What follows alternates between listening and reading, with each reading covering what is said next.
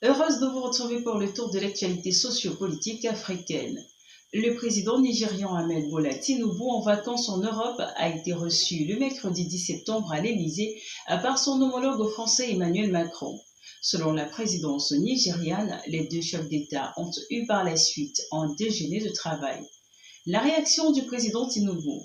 J'ai eu un déjeuner productif avec le président Emmanuel Macron aujourd'hui au palais de l'Élysée. Nous avons passé en revue les principaux domaines de coopération entre le Nigeria et la France et avons convenu d'approfondir notre partenariat pour la prospérité mutuelle et la stabilité mondiale. Le gouvernement béninois a ouvert depuis le 5 août 2025 une nouvelle opération d'enrôlement des citoyens résidant à l'étranger en vue des élections générales de 2026. Cette initiative, conduite par le ministre des Affaires étrangères, vise à permettre à la diaspora de prendre pleinement part au processus électoral. Les Béninois établis hors du pays peuvent s'enregistrer au RAVIP dans les consulats, ambassades ou sur les sites désignés par les représentations diplomatiques. L'opération prendra fin le 28 septembre 2025. Parallèlement, une plateforme numérique et service.anib.bj permet de vérifier ou de modifier son centre de vote à l'aide du numéro personnel d'identification. Pour un changement, le numéro d'immatriculation consulaire est requis.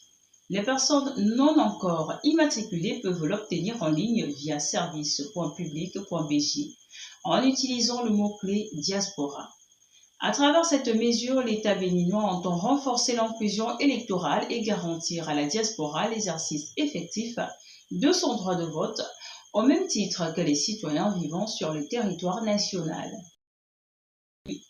En marge du sommet des chefs d'État de la CEMAC à Bangui, le ministre camerounais des Finances, Louis-Paul Motazé, a été décoré le mercredi 10 septembre 2025. Il a reçu une médaille d'honneur consacrant son titre de meilleur ministre des Finances d'Afrique centrale et sa place parmi les meilleurs du continent. La distinction met en lumière son engagement en faveur de l'intégration économique régionale et de la rigueur budgétaire. Cette reconnaissance internationale s'inscrit également dans la continuité de la politique économique menée sous l'impulsion du président Paul Biya. La distinction de Louis-Paul Motazé est présentée comme un reflet des efforts du Cameroun pour renforcer sa crédibilité financière et consolider sa position de moteur dans la sous-région.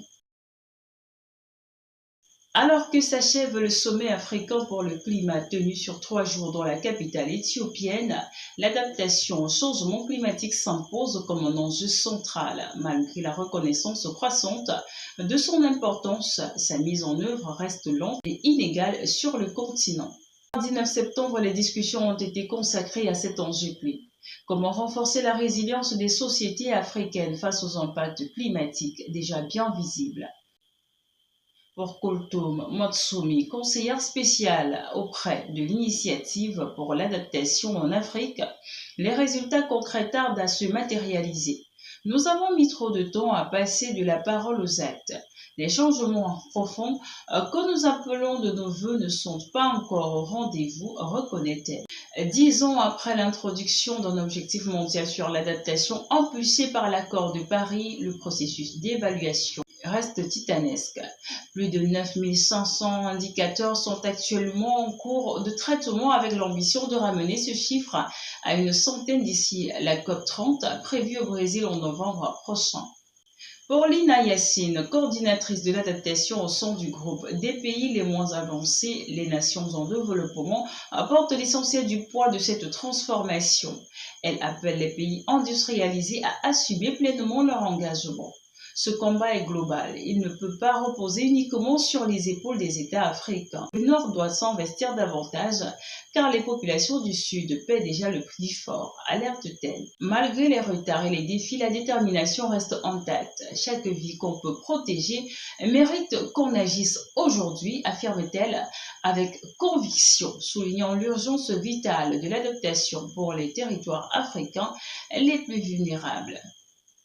L'ultime journée du sommet, mercredi 10 septembre, a été marquée par la montée en puissance des technologies numériques et de l'intelligence artificielle dans les stratégies d'adaptation. L'Africa Drought Watch, une plateforme en open source, a été officiellement lancée. Développé par l'autorité intergouvernementale pour le développement, cet outil permet de détecter et d'anticiper les épisodes de sécheresse grâce à l'analyse croisée des données sur les précipitations, l'humidité des sols et l'état de la végétation.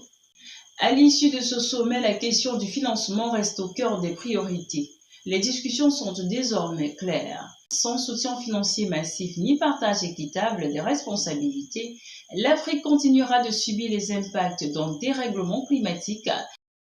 La rentrée scolaire 2025-2026 au Bénin s'accompagne d'un important coup de pouce pour les familles.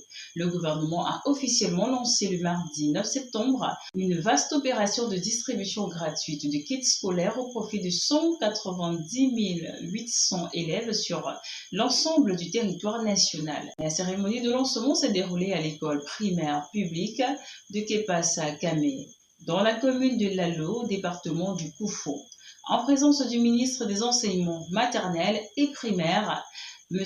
Salimane Karimou, et du ministre conseiller Paulin Bénou. Ce choix stratégique d'une zone rurale traduit la volonté du gouvernement de rapprocher les actions éducatives des communautés locales et de cibler en priorité les régions où les défis de scolarisation restent les plus importants. Cette initiative, qui bénéficie du soutien de partenaires techniques et financiers de premier plan comme l'AFD, l'UNICEF, Plan International Bénin et MTN Bénin, poursuit un objectif double: alléger les charges financières des parents d'élèves et lutter contre l'abandon scolaire. Lors de son discours, le ministre Salimane Karimou a réaffirmé l'engagement de l'État à garantir une éducation de qualité et universelle. La mise à disposition gratuite des fournitures scolaires constitue un levier majeur pour promouvoir l'égalité des chances, a-t-il souligné, insistant sur l'importance de fournir à tous les enfants, quel que soit leur milieu social, des outils adaptés pour bien démarrer l'année. Les bénéficiaires, représentés par leur porte-parole, ont exprimé leur vive gratitude au gouvernement et à ses partenaires. Ils se sont engagés à faire bon usage de ce matériel pour poursuivre leur apprentissage dans de bonnes conditions. C'est ici que nous mettons un terme à cette édition d'information. Merci de l'avoir suivi. Abonnez-vous à la chaîne si ce n'est pas encore le cas. Activez la cloche de notification pour suivre toute l'actualité. N'oubliez surtout pas de visiter notre site d'information www.filiradar.com.